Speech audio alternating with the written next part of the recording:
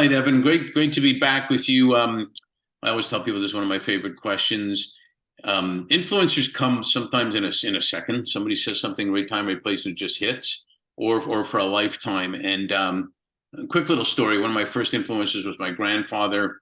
My grandmother, my mother, my aunt were from Kiev, and they had an accent and the whole bit. And he used to take me for walks in the park as a little kid, 6 years old or whatever, in Montreal. And finally, I asked him. I called him Zeta, and I said, Zeta, how do you know all these people? Because he talked to everybody. He said, I didn't know any of them. One day I smiled at one person, they smiled back at me. And then they started talking to me. So I talked to them. And now I got all these friends, and I kind of got it when I was six, but it was still 6 years old. And then more and more, it hit me that what an influence that was on how to be with people. And even a smile can open up so much. So with that said, can you share, I know there's probably more, 2 or 3 people that have been influencers in your life? Yeah, absolutely. I can say that I am a product of really compassionate people, and those people have really influenced me in my life. And first and foremost, it's my parents, and of course, my dad, but also my mother. Particularly, it's really influential and really inspiring to me.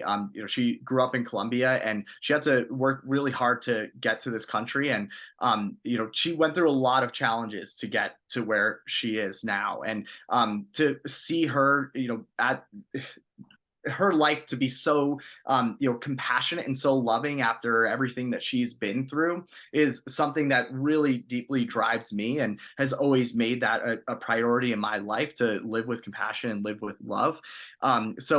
She's also a badass woman. Like, she's like working so hard always, and it's always the first to wake up for work, and also the last to go to sleep, just every day, working so hard and providing a life for her children, where we didn't have to go through the same trouble and struggles that she had to go through.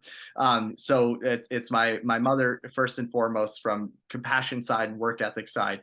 And then secondly, in terms of like professional sort of motivation and inspiration, while I was a student, I took a class with an entrepreneur who's adjunct professor. It was the CEO of his company, but would come and teach classes after work, which is incredible. His name's Nick Bayer, and he's the founder and CEO of Saxbys, which is now an experiential learning company, but it started out as a coffee company and starting cafes. And Nick Bayer is incredibly influential, and not only from being a professor, but also in how he runs his company.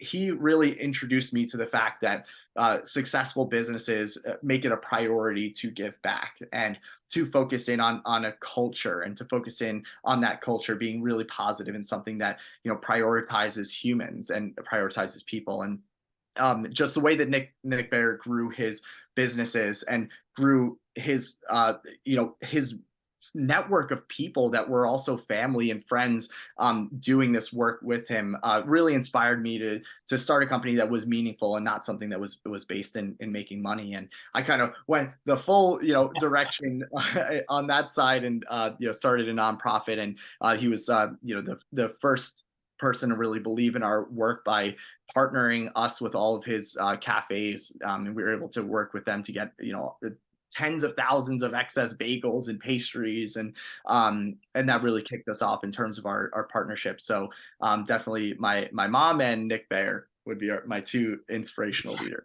No, that's actually pretty awesome. And if he'd be interested, I asked this a lot of influencers, if he'd be interested in coming on too, and you wanted to ask him, we'd love to interview him too.